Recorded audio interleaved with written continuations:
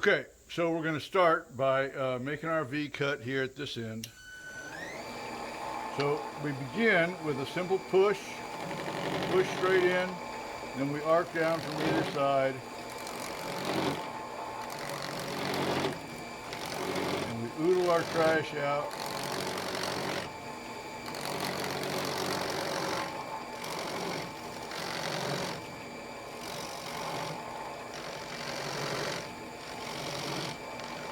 And we ought to be able to feel when we get to the place where we're cutting all the way around. Oop, I didn't quite get there. I thought I was there. I'm not quite there.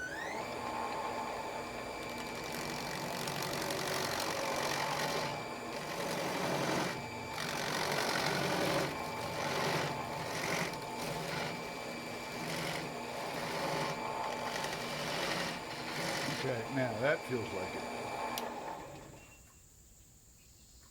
So there we are, we're cutting all the way around. We just barely marked that side. We didn't get it quite centered. So now we're going to work back to get to our square. Don't forget, you're going to get around to where this bevel is perpendicular to your work if you want to make that shoulder square. And remember that these are very light cuts. The whole point here is to cut this very cleanly. So better 2 light cuts than 1 heavy. We want these cuts very light. We're not in a hurry. We're going to go right to our line.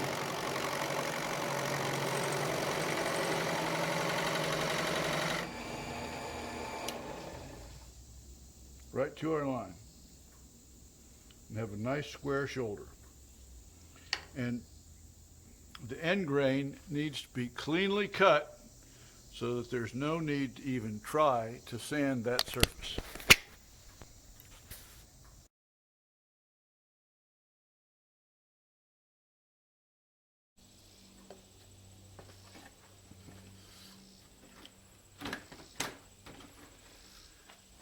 Okay, Ray, so now we're going to try and discuss the first area that you said you were having problems with, and that was using the parting tool.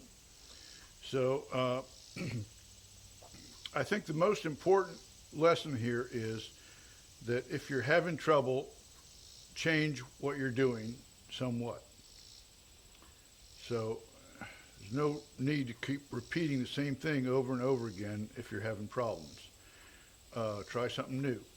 So I have 4 parting tools here that I've just sharpened, and that's the first thing that I would say. The first lesson is to sharpen your tools. And you can see that any of these tools should shave with no problems. I don't know if you can see that that's shaving the hair on my arm, but any of them should shave when you just finish sharpening them, and having sharp tools is probably the most important thing. So what I did was I selected 4 different parting tools that are all different thicknesses. This is an old Craftsman. It's very thin, and it's one of those ones that has the diamond shaped profile to the steel. This is the next widest one. That's about 1/8 of an inch wide, about 3/16. Then this is my favorite one. This is the 1/4 inch one. And this is the one that I'm going to start with, and the one that I use the most. But if you're having trouble controlling it, you can always go to a slightly narrower parting tool, and it may make it easier to control. And probably, as I recall, you have a bunch of older tools in your toolkit. You probably have a couple of old parting tools that are different thicknesses. So here's my favorite one. And so I'm going to come over here and start over here. And you know, I always come up to the scraping position and put it in, but then you want to bring it up to the cutting spot here. And so there it is, the bevel's rubbing. You're at the cutting spot, and you want to work on down close to your line. And always make sure that you are cutting more than one parting tool's width. You're always cutting a cut in half so that your tool does not bind up. So here you are, bevel rubbing, bring it up so it just starts to cut. And now you need to remember that a parting tool is just a small square cross chisel. And so you can use it like a chisel. The only reason it's controllable in ways that a chisel is not is that it's narrower, and so you have more control over it.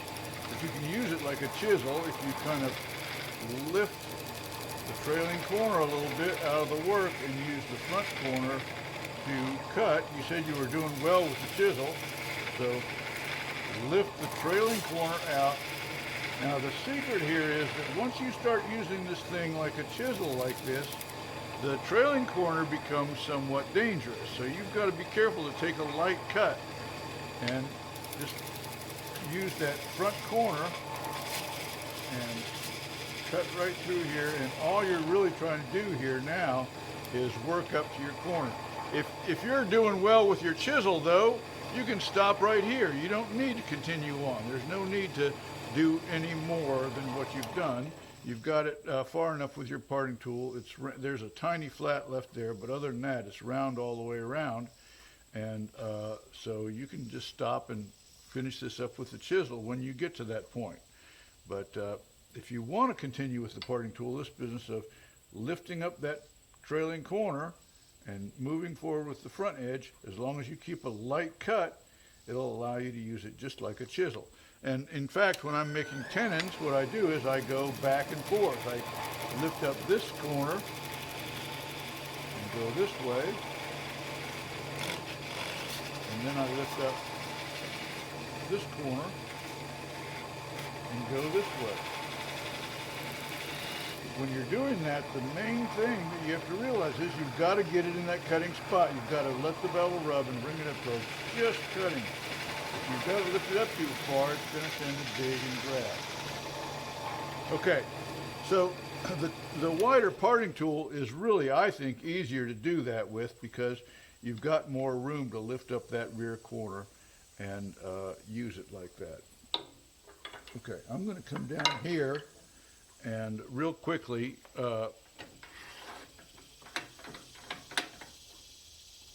do my other corner so I can use the other parting tools at this end.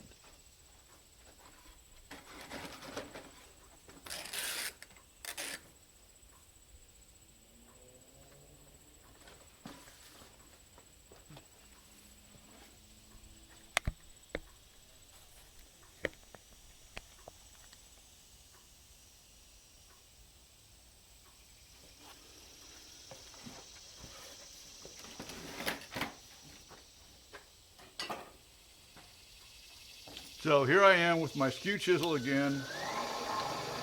Begin by just a push in and then arc down. And always stop, oodle out that trash so you can keep going down. If you don't oodle out the trash, you can't keep going down.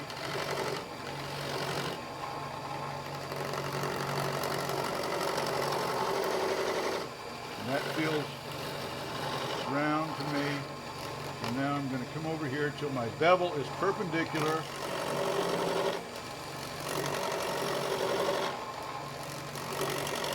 And work back to my line.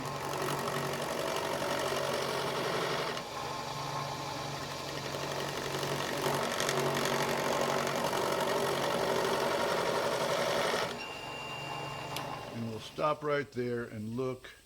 And yes, in fact, we've made a oh, no, I haven't quite marked it on that side, so I need to go just a little bit deeper.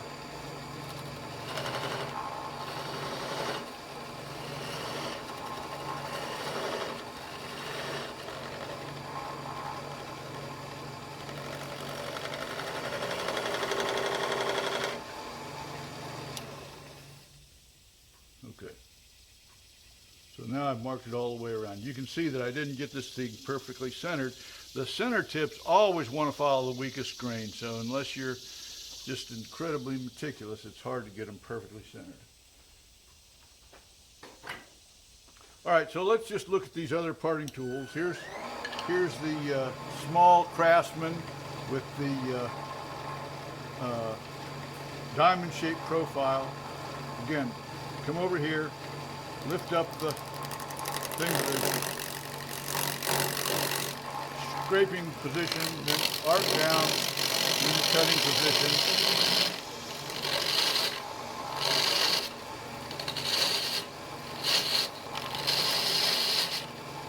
And as I mentioned, you may find that this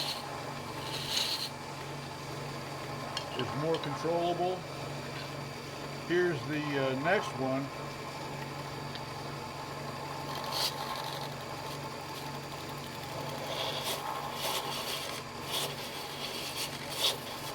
Okay, now I don't know if you can see this or not. I hope you can. But this one's a little grabby. This is not comfortable for me. It wants to be grabby.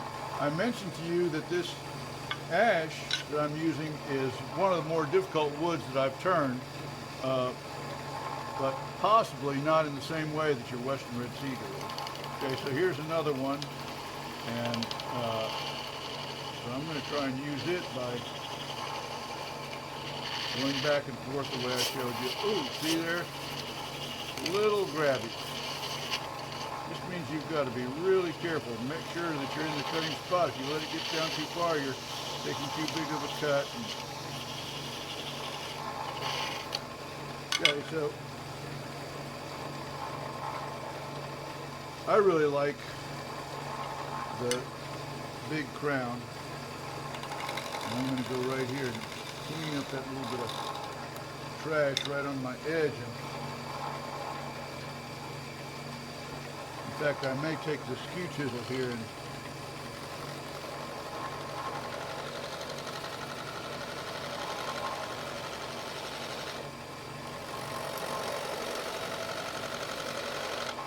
clean that surface as well. Now, carefully stick it back in there, find your cutting spot, and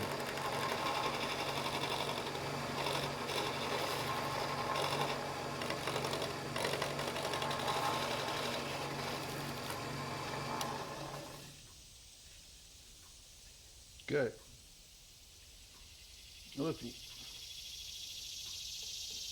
Little fuzz there for some reason. Okay, now the next thing that you said you were having trouble with was your roughing out gouge. So let's take a look at the roughing out gouge. We'll rough out the middle here.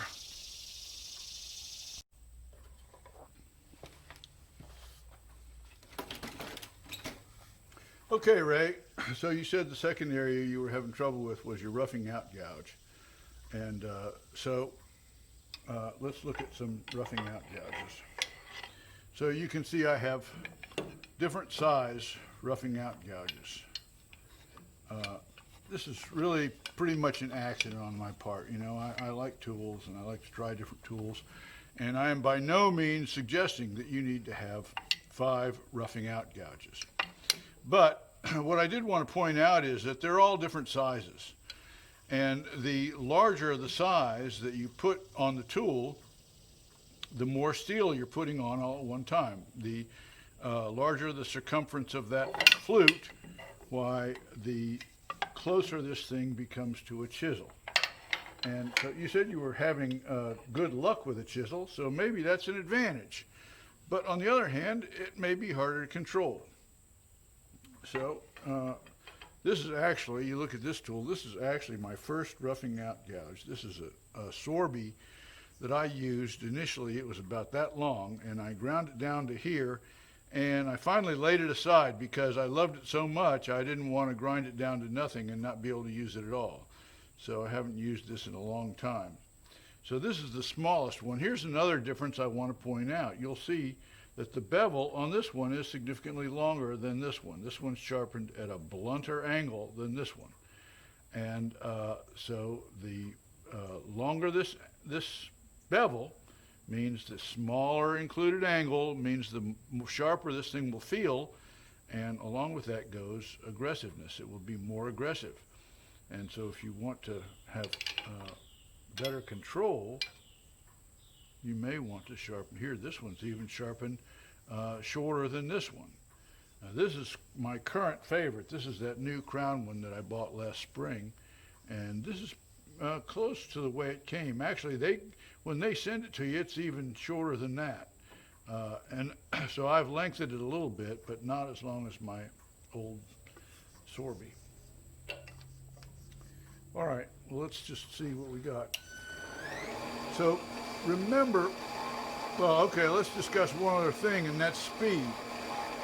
Everybody will say different things about speed. You know, there's so many people that suggest a high speed. And as you know, I'm an advocate for slow speed, so I'm going to slow this thing down. It may make it easier for you to see what's going on. The other thing that I would say is that, you know, for centuries, people turned on lathes that were powered either by the operator with their foot, either a treadle lathe or a pole lathe. And how fast do you think those lathes went? You can see this happen on Roy Underhill's show. If you look up the episode with Ilya Bazari, Ilya turns with Roy pumping. Ilya's not turning, but Roy is pumping the treadle lathe, and you can look at that and see that it's not turning very fast. And it wasn't until the 19th century that we had good power. Shops started to have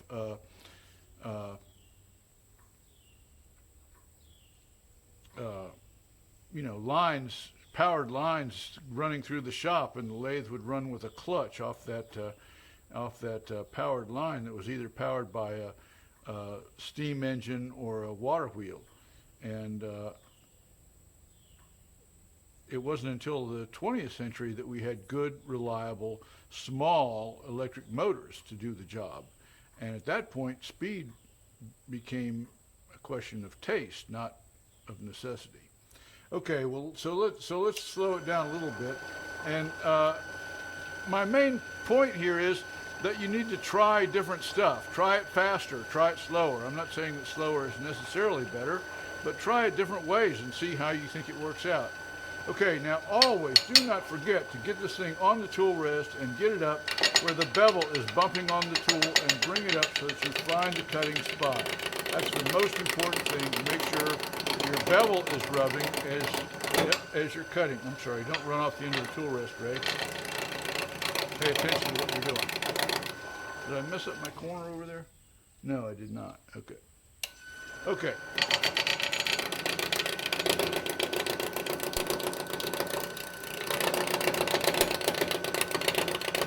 Okay, when you're turning slower, you need to use a little more force at the beginning to make sure this thing doesn't get pushed back at you, to make sure the tool stays steady. And that will become very natural to you if you get used to turning a little faster, a little slower.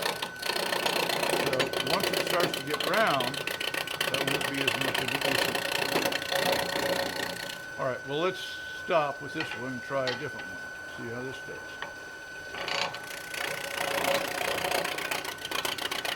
See, now on this ash, this tool actually feels better to me. I don't know whether, you know, the tool is better or the shape is better. You know, they all ought to shave, when they come off the grinder. I sharpened all these tools. You can see this tool shaves great, and so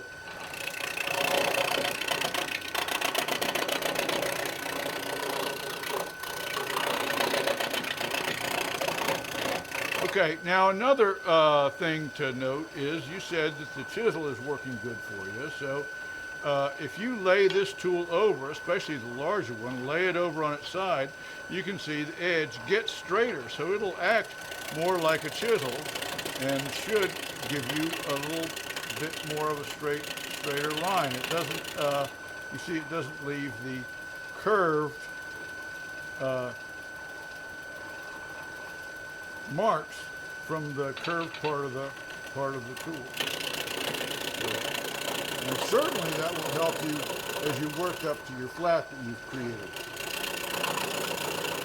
Okay, don't forget, every time you come away, lower that tool handle a little bit and find your cutting spot. Well, let's try a different one. Let's go ahead and try this smaller one, see how we like it.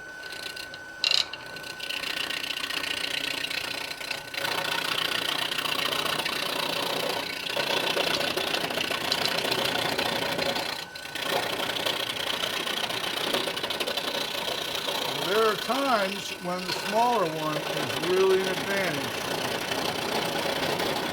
But I would say with ash, this is not one of those times.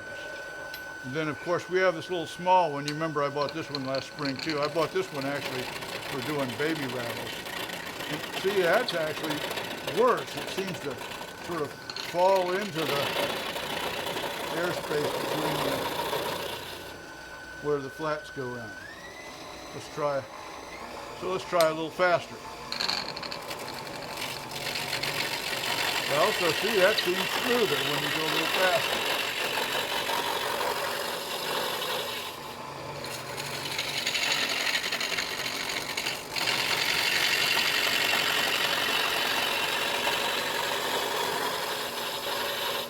And you can hear it now, it's starting to get round. Okay, now I got one more for you. This is an old Sorby. This was the roughing out gouge that Freddie Payne recommended in his book, and I loved Freddie Payne's book, so I bought it, and I never have really liked it, but you might like it. You can see it's got the shape of a spindle gouge.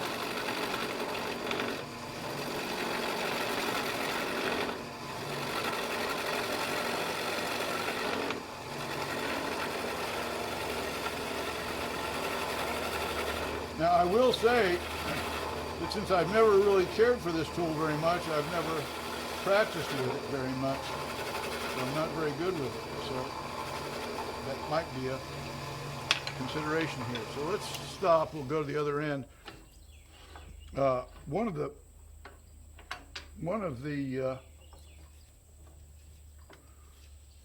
One factor is you can get your tool rest a little closer. It'll may make it seem a little smoother to you, a little faster.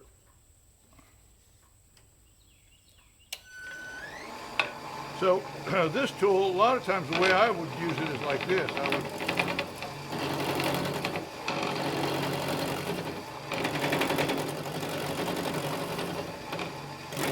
use it to incrementally work my way back and get down to a cylinder.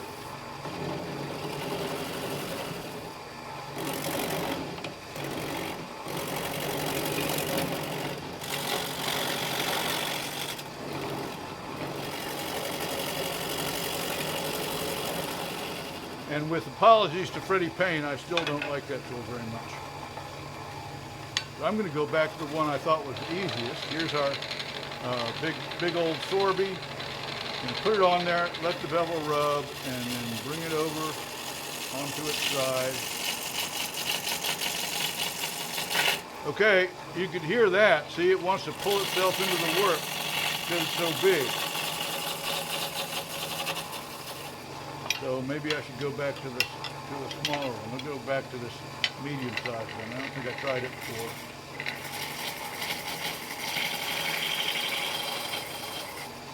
Okay, so see, that's very nice. That's actually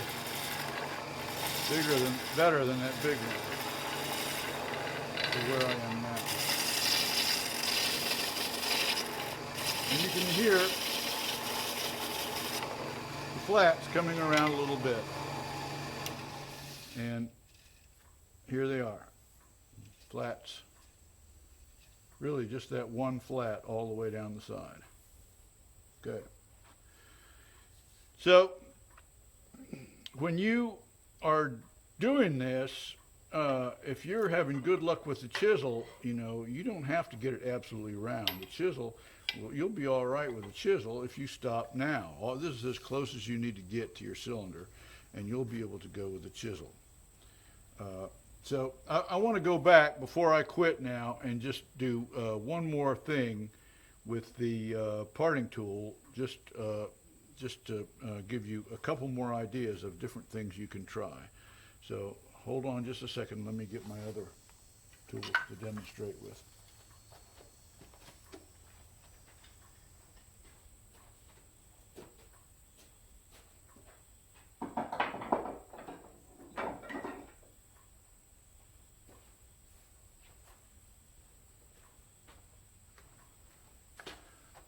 Okay, now Ray, I want to emphasize that I'm giving you a lot of things to try here, and I am not suggesting that you need to go out and buy a whole lot of tools.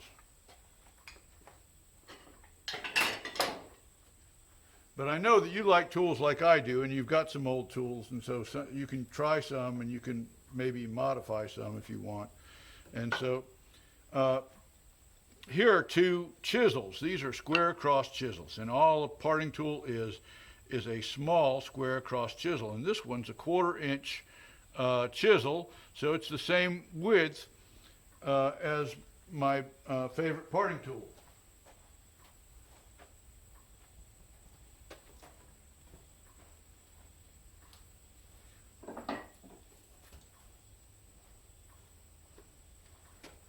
Namely this crown. But we just talked about, with roughing out gouges, how the bevel angle makes a difference in how aggressive it feels. And if you'll notice, my parting tool has a small included angle on the bevel. It's very sharp. And most parting tools are sharpened like this.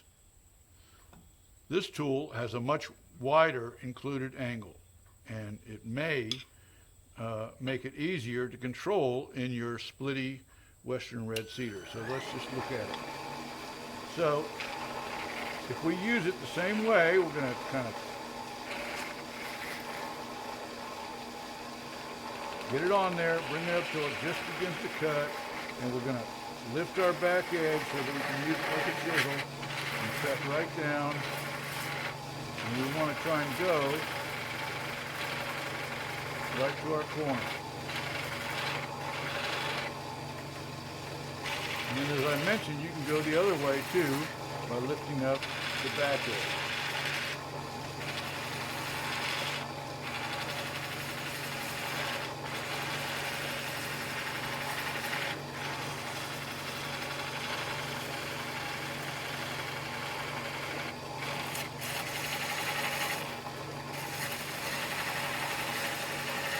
Okay, that's a pretty good start of a cylinder. You can see I've still left a tiny scar there that I kind of need to take out. Let's get this thing, let's get our tool rest past it. Bring your tool rest up till it's fairly close so that it gives you more control over your chisel. Okay, so here's a little bit wider chisel. This is a 1/2 inch chisel. And you've got to be careful with this. You can angle it a little bit and turn it up, but you can see how close the trailing corner is to the work. And so you've got to take a light cut and make sure that you have control of this chisel. But it is small, like a parting tool, and you may be able to have success with it, especially if you use a light touch.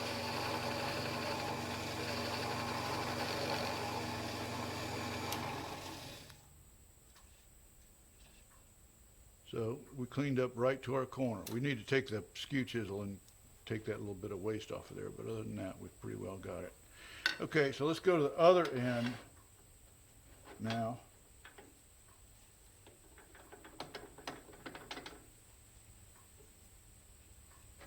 Oop. Okay, let's go to the other end. Now here's two more. Sorry, those are the same ones. Here's two more. This is a 3/8 inch skew chisel. And the only difference between a square cross chisel and a skew chisel is the angle of the cutting edge to the tool. So it means that your handle is going to be at a different angle. So if you were going to apply this as a parting tool, you would want your cutting edge parallel to your workpiece. But if you're using it as a chisel, you want to bring it around a little more like this, so that when you turn it this way, the trailing corner is a little bit more out of the work.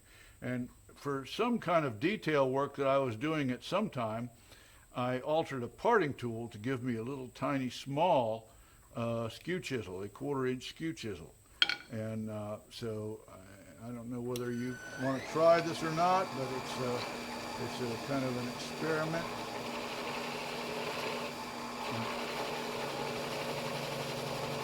I must have liked it some because I never changed this parting tool back. But I only use it when I'm doing small details on spindles.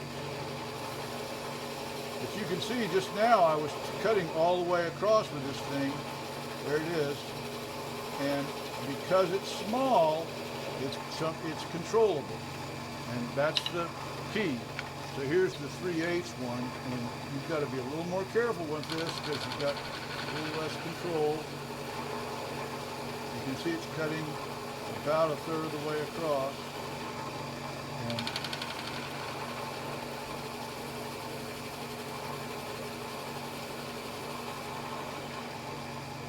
okay.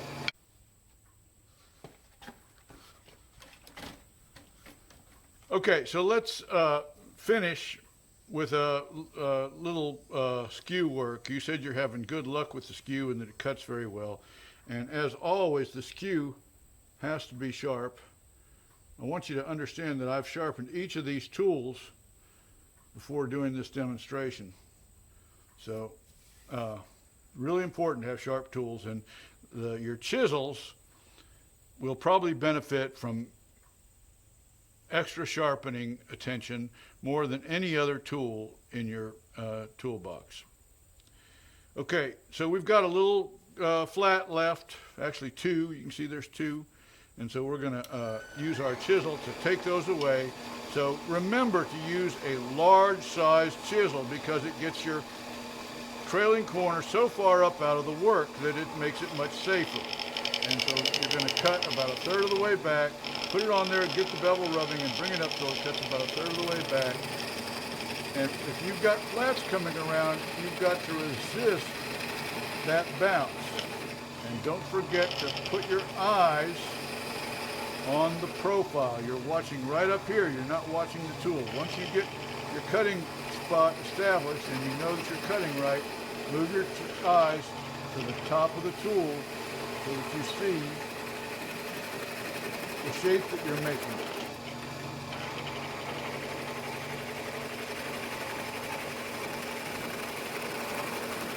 Okay, and you can see this thing wanting to bounce a little bit on me. I told you this ash is tough. It's hardwood to turn. So let's turn the speed up.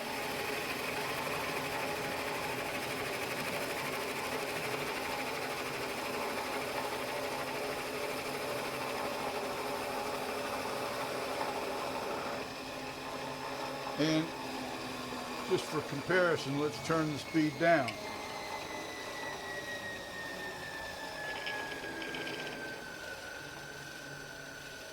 That might be a little too much. Just turn it right there. Well, that certainly makes it easier to see what's going on, I guess. And it certainly does not make it any harder to turn. Now I'm taking a pretty good cut, and as I come down,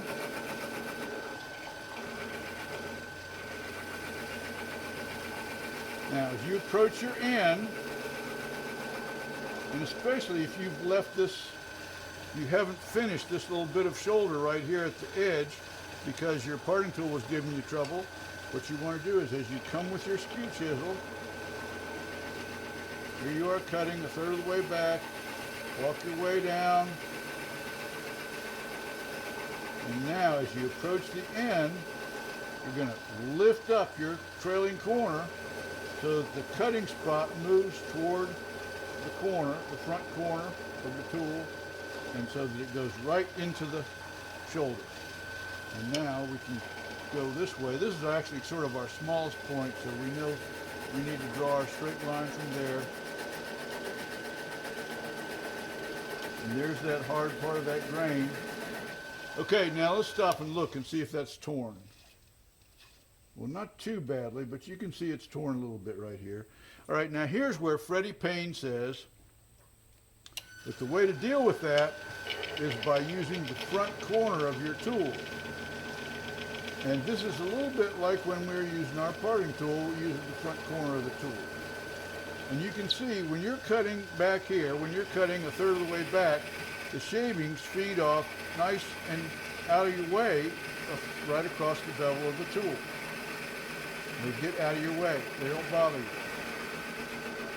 When you're down here and you're trying to cut through that tough grain with the front edge of your tool, the shavings build up right in front of you. Right there they are, right there, curled up in front of you. And they tend to build up, and if you let them get too big, they'll kind of trip you and pull you deeper and deeper into the work. And it can be a real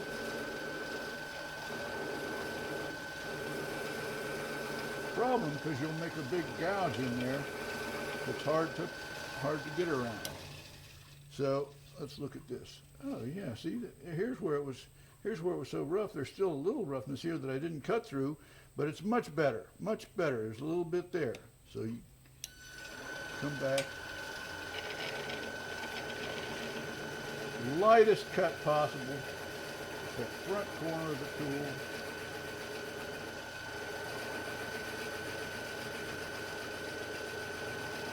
You do not need to hurry this cut.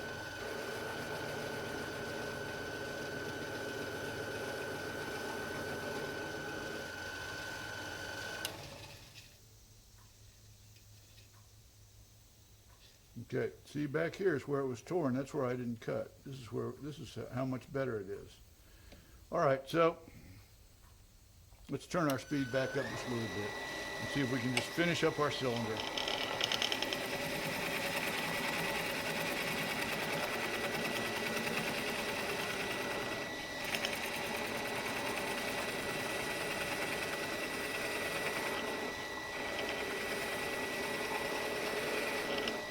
Okay, you can see every time I come out of the work,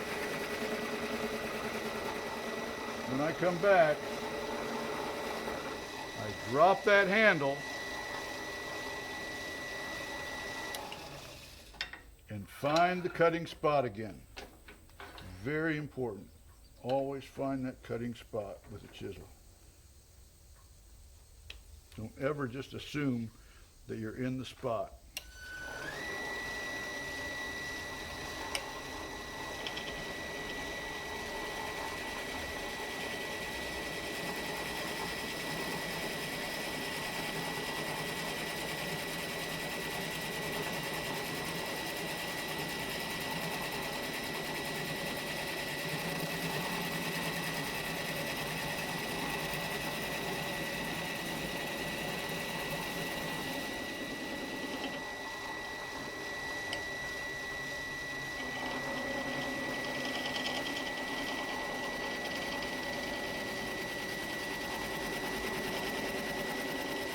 Okay, we're trying to draw a straight line from one end to the other.